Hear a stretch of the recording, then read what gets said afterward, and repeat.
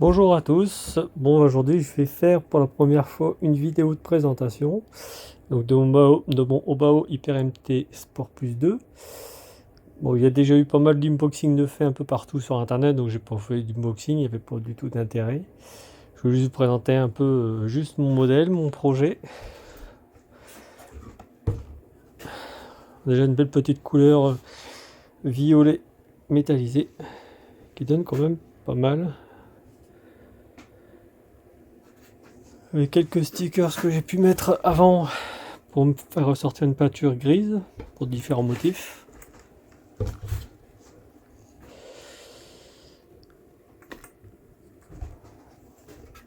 Après, comme on peut le voir, j'ai pas les pneus d'origine.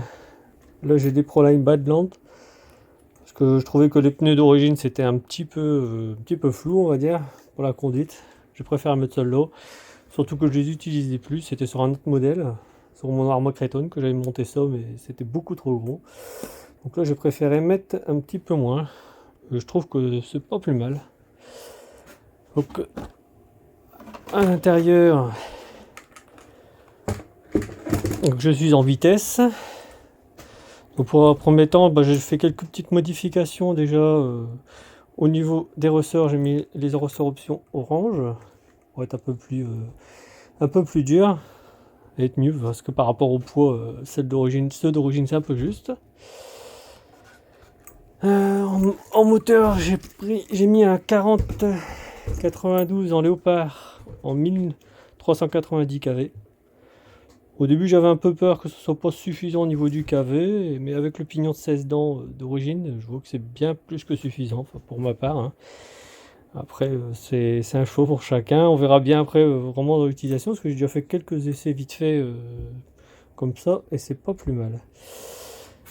Après aussi, j'ai fait quelques impressions en 3D, comme là le support, enfin le renfort pour la carrosserie pour éviter qu'elle s'écrase, pour remonter un petit peu plus.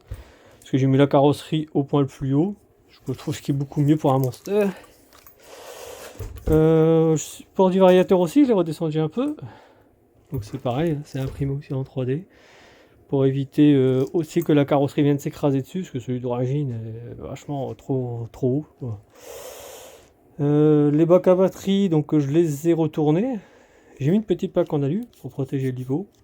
Que j'ai fixé directement quelques collerines juste sur les horizons pour éviter qu'ils se barrent, tout simplement. Je les ai verrouillés moi avec des vis, juste là dans le coin. Que j'avais des trous déjà d'origine à l'intérieur, je les ai juste arrondis parce que c'est un plastique quand même assez dur. Et après j'ai repercé, j'ai mis des vis comme ça, et là même les clashs on appuie dessus, enfin ils sortent pas quoi. Après on verra bien l'utilisation dans le temps, si ça tient, ou sinon je mettrai les bacs batterie d'origine. Enfin du modèle non, le 1 plutôt. Ensuite en impression 3D aussi, j'ai fait un skid plate à l'avant, un à l'arrière, surtout pour casser cette fameuse arête là, pour éviter d'accrocher un peu partout. Forcément. Bon, je l'ai pas fait trop épais, hein, juste un peu de 3 mm en PLA, on verra bien si ça tient bien. C'est vrai que le PLA c'est assez cassant, mais j'ai déjà fait pas mal de pièces, et quand on le remplit à 100%, ça tient plus ou moins bien. Là on voit bien le support par en dessous du variateur, avec le variateur qui est maintenu aussi par un railisant, encore en plus, tenu par le châssis. Donc lui je ne pense pas qu'il va bouger d'ici là. Pour le cerveau de direction,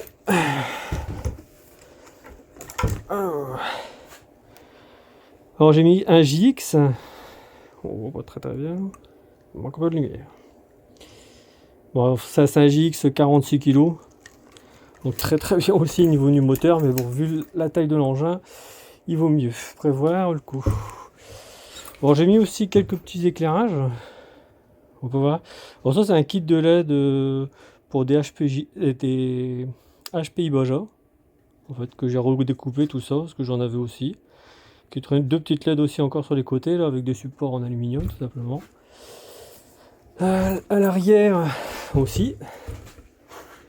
Donc là, j'ai fait des petits inserts aussi en impression 3D. On a pour y mettre 3 petites LED de chaque côté. Quand on est à l'arrière aussi, on peut voir là, j'ai mis qu'une seule roulette à l'arrière. Puis il a bien plus cassé. Voilà. Donc oui, aussi pour monter, bien sûr, pour l'iBadland, j'ai dû acheter aussi les écrous, les hexagones en 17. Parce que d'origine, c'est du 18, il me semble. Donc c'est beaucoup trop, forcément. Donc là, comme moi, je pourrais mettre ce que je veux. Par la suite, je prendrais peut-être des premiers Badland, mais en 100 de large, parce que là, ça a été 96. Donc toujours en 170 de diamètre, je pense que ça pourrait être un peu mieux, ça ferait un peu plus monster. Mais bon, pour l'instant, on va finir cela, hein. Une chose à la fois.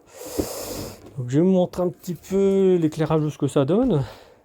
Après, pour rouler, on verra, on fera des essais à l'extérieur plus tard.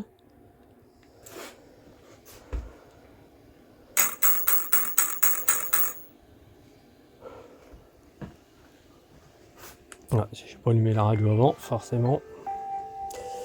Le truc à pas faire, forcément je le fais.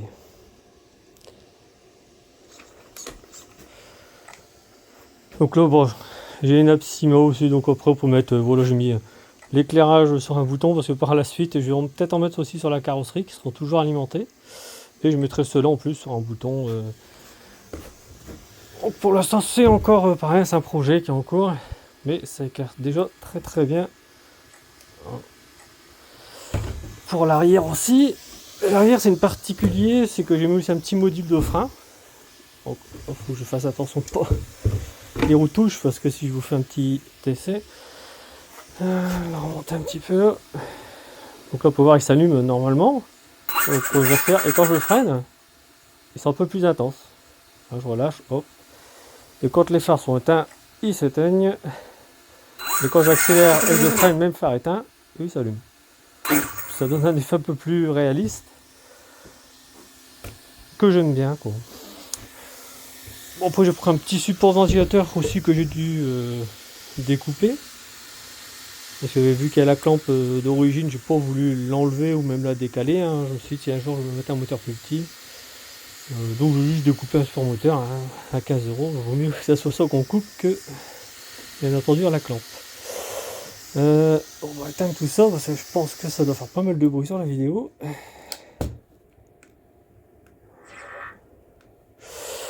Qu'est-ce que je pensais d'autre? Oui, donc les huiles d'amortisseur, ça c'est les mêmes, je n'ai pas touché. Par contre, dans le différentiel central, j'ai mis le 150 000. À l'avant, de la 60 000 et à l'arrière, de la 40 000. J'ai pas mis trop dur. J'aime pas trop, on va dire. J'aime bien quand même que les diffs travaillent. Après, c'est chacun ses choix à ce niveau-là. Je trouve qu'elle tire très très bien. Surtout avec ces pneus-là, franchement, la direction c'est top, quoi. Depuis que j'ai changé ces pneus, parce qu'au début j'ai essayé plein de réglages, pas moyen. Enfin, c'était vraiment inconduisible. Mais avec ces pneus-là, faut dire ce qui est quand même, ça tient la route. Et bien sûr, j'ai démonté aussi la boîte, hein, pour dire de pouvoir la graisser, parce qu'elle n'est pas graissée non plus d'origine. Qu'est-ce qu'il y a d'autre que j'aurais peut-être oublié? Bon, on peut voir aussi les supports. Bon, là derrière, j'ai mis un peu de colle à chaud pour dire d'éviter que tout ce qui sera projeté par les roues à l'avant, que ça arrive dedans et puis que ça nique toutes les LED, hein. Donc ça se mette en court-circuit. Surtout que tout est relié sur le bec du variateur, ça serait un peu dommage. Après, bah voilà, rien d'autre de spécial. Non, donc j'essaie de pas oublier, mais c'est déjà pas mal, je pense. En dessous, donc j'ai bien parlé des essuie-plaies, non. Je ne vois pas. Après, si j'oublierai quelque chose, je le rappellerai dans la prochaine vidéo. Peut-être de roulage, à voir. Donc voilà, bah j'espère que j'étais assez clair. Si jamais j'ai dit des conneries, il faut dire ce qu'il y a, hein. Si j'ai dit quelque chose qu'il fallait pas quoi, n'hésitez pas, hein, de me le dire dans les commentaires, tout ça. Je suis pas quelqu'un du tout fermé à la conversation, même aux critiques. Ah bah voilà que je débranche les phares en plus. Bon, c'est vrai, je le rebrancherai après. Un peu trop tendu lui. Donc voilà, donc n'hésitez pas si vous aimez ou vous aimez pas. Hein. Si vous voulez la carrosserie, je vais peut-être la montrer un peu mieux là, parce que c'est vrai que sur la voiture c'est un peu embêtant. Ah oui, aussi pour les clips, les systèmes de fixation Armo. C'est quelque chose que je mets sur toutes mes carreaux, que j'aime bien. C'est vachement pratique. Sinon, moi c'est sûr, hein, je les paume toujours, je sais jamais où je les remets. Forcément, quand il faut les remonter. Donc voilà, bon après il y a quelques petits ratés, surtout dans les... comment dire, dans les damiers, je sais plus, alors, j'ai plus le nom. Enfin, voilà, quelques petits ratés, mais rien de bien méchant. Pour la première fois que j'utilisais des stickers à l'intérieur pour dire de pouvoir cacher, sortir une autre couleur, une autre pâture. D'habitude, je mettais toujours les stickers après par-dessus. Mais ça tient pas de la même façon et ça n'a pas le même rendu, bien entendu. Donc après, on verra bien. Donc voilà, après, à l'intérieur, rien de spécial. Hein. Donc voilà. Bon. Bah, sur ce, on se retrouve.